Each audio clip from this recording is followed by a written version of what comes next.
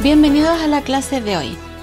Hoy día vamos a tratar un tema interesante, enriquecedor, que es la evaluación auténtica.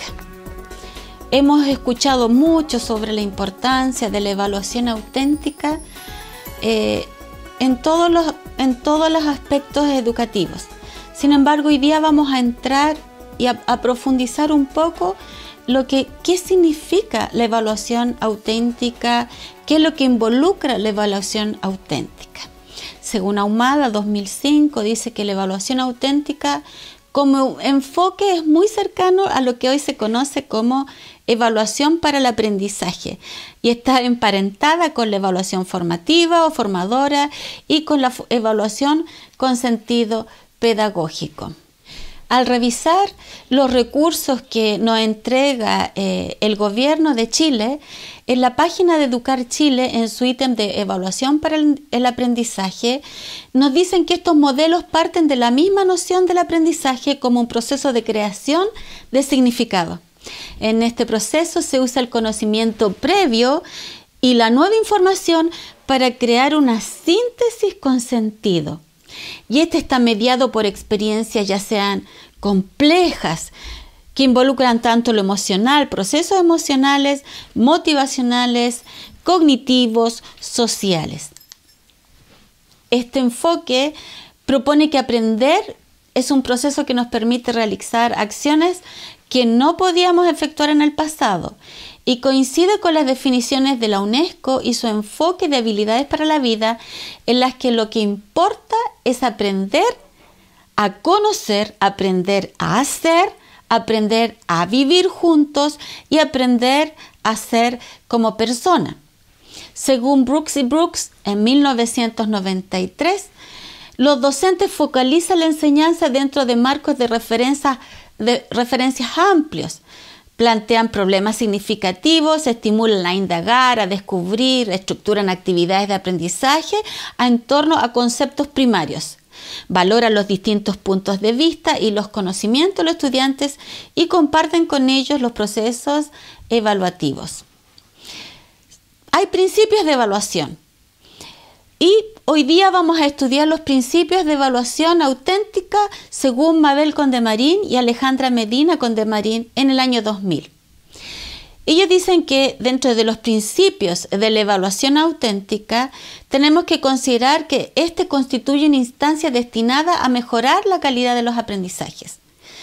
Por lo tanto, la evaluación auténtica contribuye a aumentar la probabilidad de que todos los alumnos aprendan, pues la evaluación se considera como un aspecto inseparable de la enseñanza y el aprendizaje. De este modo, constituye una actividad formadora que permite regular los aprendizajes, es decir, comprenderlos, retroalimentarlos y mejorar los procesos involucrados en ellos. También, dentro de los principios, nos dicen que la evaluación es cosustancial a la enseñanza-aprendizaje. ¿Qué quiere decir? Que el propósito formativo de la evaluación anteriormente expuesto implica que la evaluación no debe considerarse un proceso separado de las actividades diarias de enseñanza o como un conjunto de pruebas al término de una unidad. Ella debe ser vista como parte natural del proceso de enseñanza-aprendizaje, es decir, que tiene lugar cada vez que el alumno toma la palabra, lee, escuche o produce un texto en el contexto de una actividad determinada. También constituye un proceso colaborativo. Tradicionalmente la evaluación era un procedimiento unidireccional, externo al que aprende, bajo la exclusiva responsabilidad del educador. En cambio, la evaluación auténtica la concibe como un procedimiento colaborativo y multidireccional, en la cual los alumnos se autoevalúan, son evaluados por sus pares y por el profesor, y éste a la vez aprende con sus alumnos. También otro principio dice que favorece la autonomía en el aprendizaje y la metacognición. ¿Qué quiere decir esto? Que el docente nos impulsa a ser activos activos participantes del proceso de elaboración e interpretación de los resultados de sus desempeños. Cuando la evaluación constituye un proceso compartido entre el profesor y el alumno, se apoya a los estudiantes a mejorar la efectividad de sus aprendizajes, a participar en la toma de decisiones, a entender sus propias competencias y necesidades, a responsabilizarse de su propio aprendizaje y a dominar ciertas estrategias metacognitivas que le permitan tomar conciencia sobre qué, cómo y para qué está aprendiendo, entender sus propios procesos cognitivos. Otro principio dice que la evaluación auténtica debe ser coherente con las actuales comprensiones del aprendizaje y la enseñanza. Por lo tanto, privilegia la actividad de los alumnos, sus características y conocimientos previos y los contextos, por supuesto, donde ocurre el proceso de aprendizaje. Promueve desarrollar estrategias pedagógicas diferenciadas, adaptadas a los diferentes ritmos y estilos de aprendizaje. Impulsa reorientar el trabajo escolar, aumentando actividades de exploración, de búsqueda de información, de construcción, para situar la comprensión y construcción de significados, la identificación y la resolución de problemas. La evaluación auténtica se centra en las fortalezas de los estudiantes, pues los ayuda a identificar lo que saben o dominan y lo que son capaces de lograr. En esta evaluación auténtica se valora el error. Considera los beneficios pedagógicos implicados en el análisis de los errores, otorgándole un lugar interesante dentro del proceso de aprendizaje y plantea la necesidad de dejar que aparezcan para trabajar a partir de ellos. También favorece la equidad educativa, pues responde diferenciadamente a las características y necesidades de los alumnos que, por supuesto, naturalmente son diversas. ¿Qué reflexión podríamos tener de esto? Que la evaluación auténtica responde a un cambio de paradigma dado, que se centra en un estudiante real, considera sus diferencias, lo ubica en su propio contexto y lo enfrenta a situaciones de aprendizaje significativas y complejas, tanto a nivel individual como a nivel grupal. Y, como todo modelo, nos da orientaciones para la práctica de la evaluación auténtica. Por ejemplo, nos dice que para evaluar aprendizajes multidimensionales, es decir, evaluar conocimiento, el saber, habilidades como el saber hacer y actitudes y valores como el saber convivir y ser de manera integrada y simultánea. Según Condemarín, solo se puede entender esto desde el concepto de una competencia. Una competencia se define como la capacidad de actuar eficazmente dentro de una situación determinada, apoyándose, por supuesto, en los conocimientos adquiridos y en otros recursos cognitivos.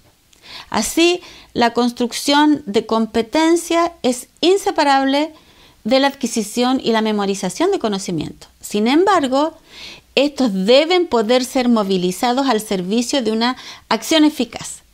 En esta perspectiva, los saberes asumen su lugar en la acción, constituyendo recursos determinantes para poder identificar, resolver problemas y así poder tomar decisiones. Otra orientación es la de evaluar las reales competencias de los alumnos a partir de la información que aportan sus desempeños dentro y fuera de la sala de clases. La evaluación es un abordaje sistemático para recopilar información sobre el aprendizaje del estudiante y su desempeño, que normalmente se basa en distintas fuentes de evidencia y utiliza métodos diferentes al de la aplicación de exámenes de selección múltiple.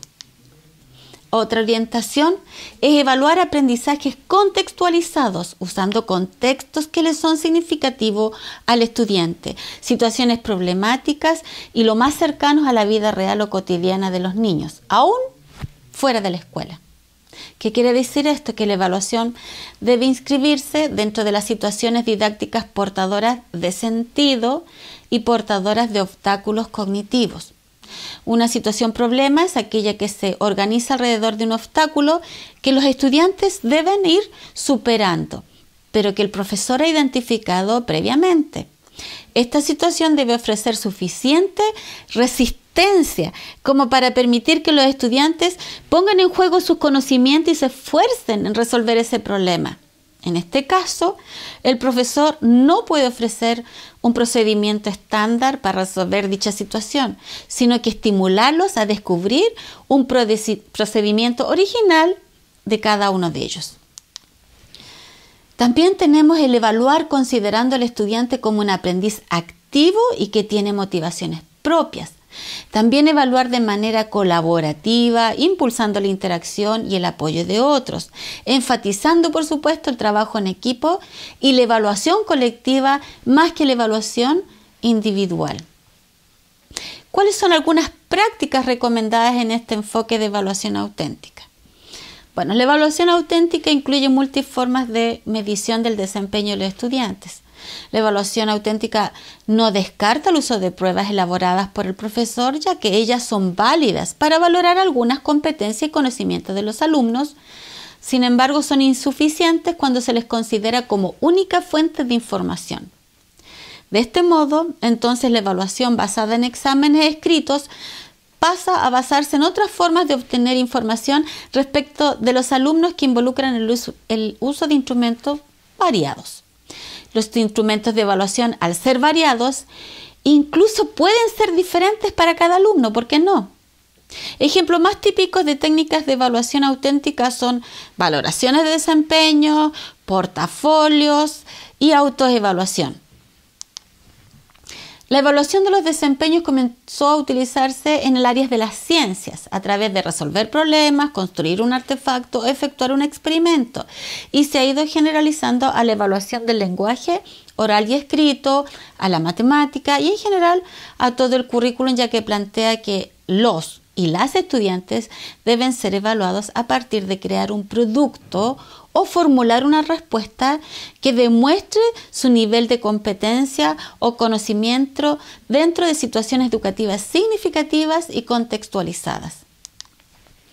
La evaluación auténtica es consistente con el uso de portafolios que permiten evaluar el producto y el proceso de aprendizaje a lo largo del tiempo con borradores y evidencias del aprendizaje de los alumnos en sus primeras etapas. Cuando estamos hablando de portafolio, estamos aludiendo a la recopilación sistemática durante un periodo de tiempo determinado de trabajos del estudiante que se analizan para ir mostrando el progreso alcanzado respecto de los objetivos de aprendizaje establecidos al inicio. La evaluación no ocurre en un momento específico, sino durante todo el tiempo que el estudiante está en la escuela. La autoevaluación, por otra parte, ofrece al estudiante oportunidades para que éste se vaya autorregulando su mismo aprendizaje y se responsabilice de evaluar su propio progreso. La autoevaluación puede ser estimulada a través de distintas técnicas tales como diarios de aprendizaje, registros de la actividad a través de listas de cotejo, entre otras. Para que ésta sea efectiva, se requiere establecer objetivos, propósitos y criterios claros que le permitan al alumno formar juicios sobre su propio rendimiento, saber hacia dónde va a avanzar y qué es lo que se espera de él en una situación determinada. Otra forma más productiva de evaluación la constituye la observación directa y registro de las actividades diarias dentro de la sala de clases. O'Malley y Pearce, en su libro Authentic Assessment for English Language Learning, proponen como ejemplos de evaluación auténtica y de actividades realizadas por los estudiantes que se deben observar y documentar los siguientes. Entrevistas orales, en la cual el profesor hace preguntas a los estudiantes sobre su trayectoria personal, actividades que realiza, lecturas y demás intereses. También una nueva narración de la historia del texto, donde el estudiante vuelve a narrar las ideas principales o pormenores seleccionados de un texto al que estuvo expuesto a través de la lectura o la narración oral. Ejemplos de tipos de escritura. El estudiante genera un documento de tipo narrativo, explicativo, persuasivo o de referencia. Proyectos.